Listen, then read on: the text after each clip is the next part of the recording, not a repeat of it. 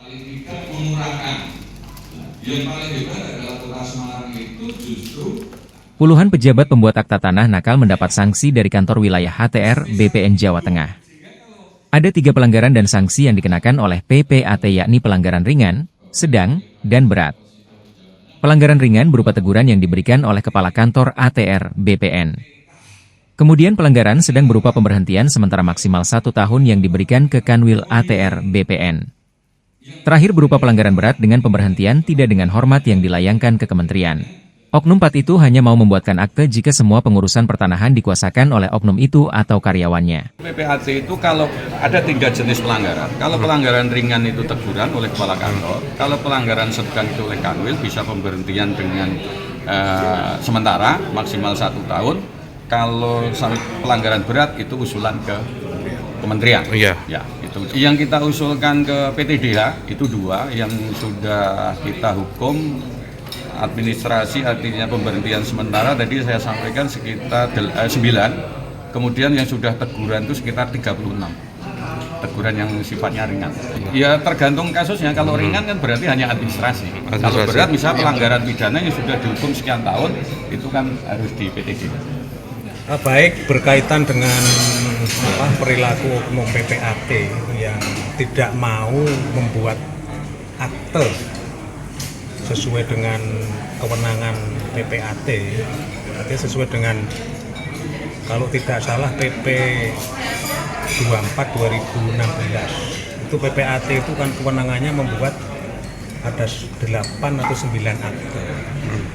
Nah, berkaitan dengan satu proses-proses lanjutan ketika satu akte tanah atau PPAT digunakan untuk salah satu syarat mendaftarkan objek tanah di BPN, itu ada beberapa oknum PPAT yang menolak. Dia mau melayani pembuatan akte ketika dari seluruh proses pembuatan PPAT maupun pengurusan di Badan Pertanahan Nasional itu juga dikuasakan kepada PPAT tersebut atau dalam prakteknya itu karyawannya.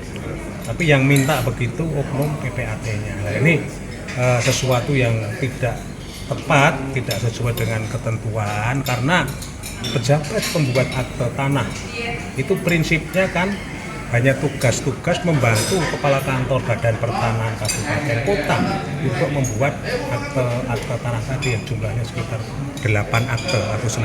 Di Jawa Tengah mungkin ada berapa? Ya, ini di seluruh Indonesia. Kalau di Jawa Tengah sendiri, Pak? Saya kira itu merata. Jadi merata di seluruh Indonesia dan sepertinya ini sudah ada satu komitmen bersama.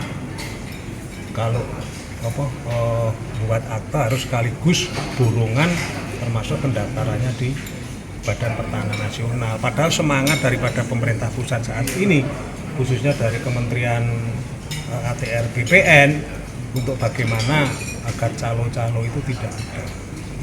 Artinya bolehlah calo-calo atau profesi-profesi jasa, tetapi yang proporsional dan profesional. Murah ya, Pak? Ya, bukan persoalan murahnya. Jadi persoalan bagaimana masyarakat agar bisa mengetahui sebenarnya secara normatif itu berapa biaya yang sebenarnya.